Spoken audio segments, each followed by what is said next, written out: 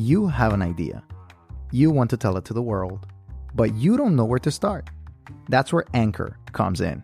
They have the tools for you to edit, produce, and record your idea right from your phone or computer. It's the easiest way to reach and grow your audience. They publish for you to Spotify, Apple Podcasts, and all major platforms.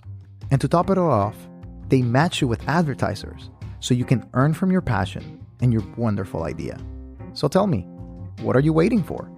Download the Anchor app or go to anchor.fm to get started and follow your dream.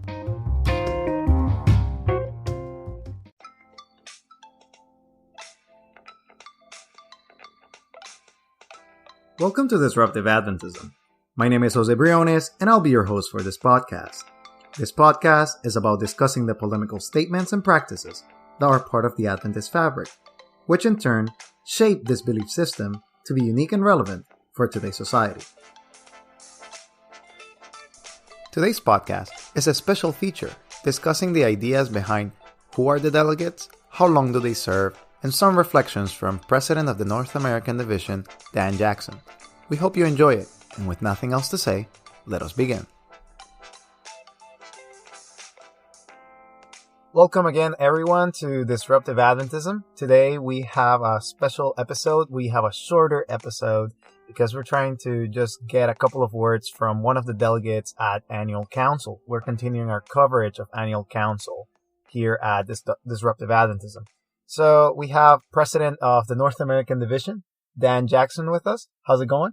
Good. It's going good. Yeah, thanks for allowing us to take a short period of time to kind of get to know what's the life of a delegate.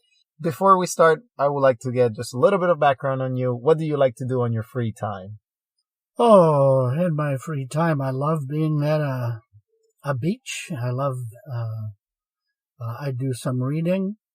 I don't have a lot of other hobbies other than that. Don't have a lot of other time to do that anyway. I bet. Well, that kind of gives us a little bit of what you like to do, instead of just being in meetings and meetings again and again. But tell us a little bit more. How is it being a delegate here at Annual Council? Well, the individuals who come to Annual Council are all voted members of the Executive Committee of the General Conference. Okay. There are some who come as invitees with no voice and vote, but it's the regular delegates who are selected by a variety of different entities who are here at Annual Council. So to begin with, only the regular delegates who are voted and approved by, for instance, their unions, their divisions, and the General Conference come here to express their opinions and to vote. Okay. No one else is allowed to do that. Anyone can come as long as there's room, but only those who are delegates can vote. Okay. So there is a distinction, and that distinction is more administrative to a certain degree, right? It's or at least the individuals are selected by the administration before. Is that by their administration, by the executive committees of the entities that they represent? Okay. And how long does one serve for Annual Council? Well, generally, the time for Annual Council is about the time on the General Conference Executive Committee is 5 years. Okay. After every General Conference, a new committee is established, and then that committee runs for 5 years right through the General Conference. And so the members of the Executive Committee, for instance, are all delegates to the General Conference. Okay. The one that's coming. Okay. The 2020 in Indiana. 2020 in Indiana. That's right. Another thing that I think is kind of curious, or that I would like to know, how does it work? If you can explain to us. So how long in advance do you guys get the agenda or the items or the things to vote? Or what's kind of some of the information that it's available to you during this time period? It depends on the different items. Generally, I think 1 to 2 weeks. Okay. You know, people are beginning to get material, getting agendas. I've been doing it for so long, I can't really remember clearly, but I think it is 1 or 2 weeks. 1 or 2 weeks, okay. And this Annual Council, Dr. Miller told us, and as we interview him, that there are some important items when it comes to the unity of the church, when it comes to compliance and matters of that nature. are the delegates, how has been your time here at the meetings at Battle Creek before this vote is taking place? The people here are Christians. Mm-hmm. I've had many discussions, and I get many emails. What I personally try to tell people is, I do not agree with you on this issue. Mm-hmm. I may never agree with you. However, you will always be my brother. Mm. And I think that has to be our attitude going into it. One of the greatest needs of the Seventh-day Adventist Church is to be able to have representatives of varying persuasions sit and talk with each other and still acknowledge one another as Christians and as brothers and sisters. Mm. The idea that if you disagree with me, you're a lesser kind of mortal is not Christian, and it's inappropriate. Mm. So I don't see on this, for instance, on the debate on the document on the unity issue, I don't see that the people who disagree with me are rotten, they're bad, and they're going to hell. Mm-hmm. And my mother and I used to play a little game with each other, and it went like this. She would say to me, "Son, we're both doing the Lord's work. You in your way, and I in his."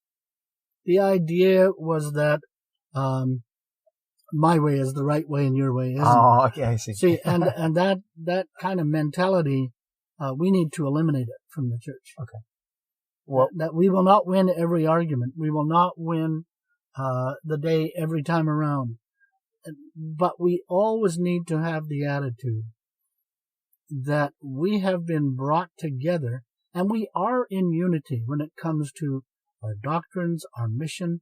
We are in unity. Now, there are some, there's always divergent opinions, but the church at large is in agreement in our doctrines and in our mission.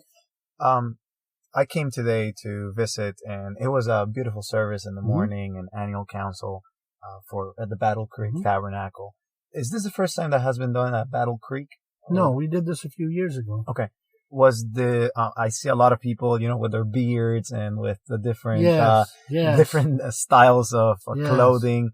Was that something that was done before, or this is the first time? I've never seen that done before. Okay, so that's the first time that it has been done. How do you find the whole service? How do you find this experience compared to other annual councils where this is a historic site for Adventism? Do you feel like everyone kind of regaining those roots of early Adventism and maybe connecting with? I don't know.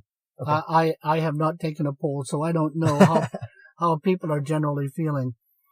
I think there is a lot of anxiety here for fear that the document will pass so it is overshadowing. I think there's been a very good attempt to bring people here, especially to the Adventist Heritage Village, and to put on different seminars and give them tours. I went through Mrs. White's house again the other day, and I was very blessed by that. But I think a very good attempt has been made to do what you're talking about. And I think for some people it's been a real blessing because they were never here before. Right. I have been here many times. So it may not be as significant to me as it is to some others. But I think that there is one issue that is predominating in a lot of people's minds, not everybody. And after tomorrow, there won't be so much drama. So you're thinking that tomorrow, as a climax, that is October 14th. Well, and that particular issue will be decided tomorrow. Okay. Oh, so that will be voted tomorrow. Okay. Well, what else have you seen that is different in this annual council than other annual councils? You mentioned a little bit of the anxiety that it's kind of in the air.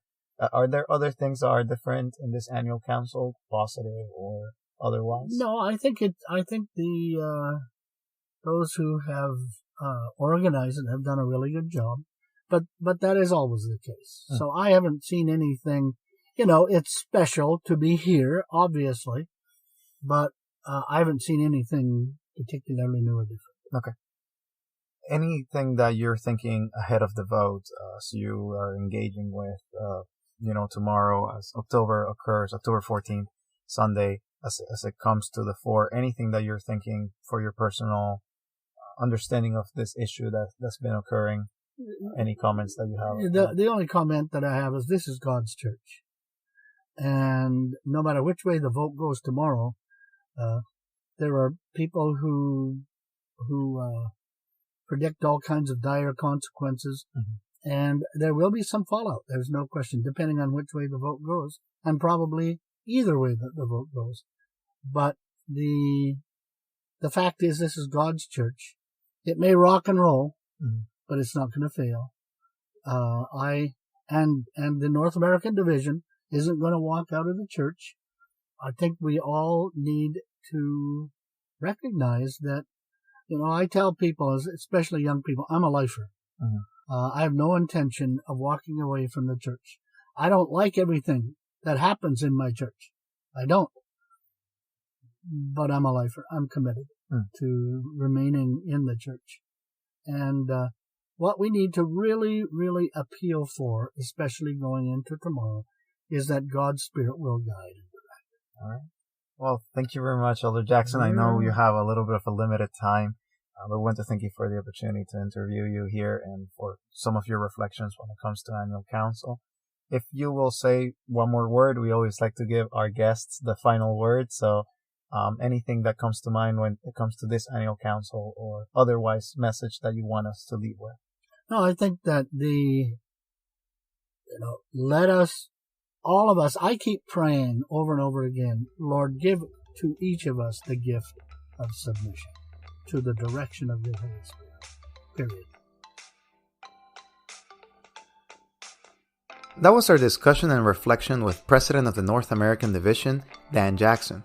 Thank you for listening, and we hope that you share this podcast with others so that we engage in prayer as the delegates go and vote for these important matters.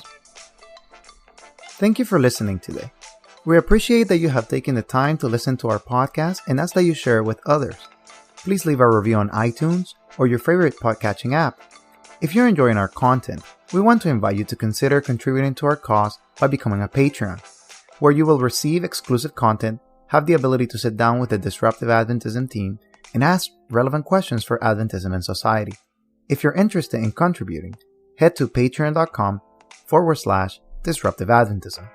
Another avenue for contribution is to purchase our merchandise through Amazon or tpublic.com. You can find the links for merchandise on our Facebook or Instagram pages. We also hope that our content has intrigued you a little bit and that you decide to stay around for future podcasts. If you have any comments, feedback, or a topic you would like us to discuss, please go to our website at www.disruptiveadventism.org or shoot us an email to disruptiveadventism@gmail.com. We're eager to engage in discussions about any matter, so don't hesitate to contact us. This has been it for today. We hope you join us next time, and as always, we invite you to be disruptive.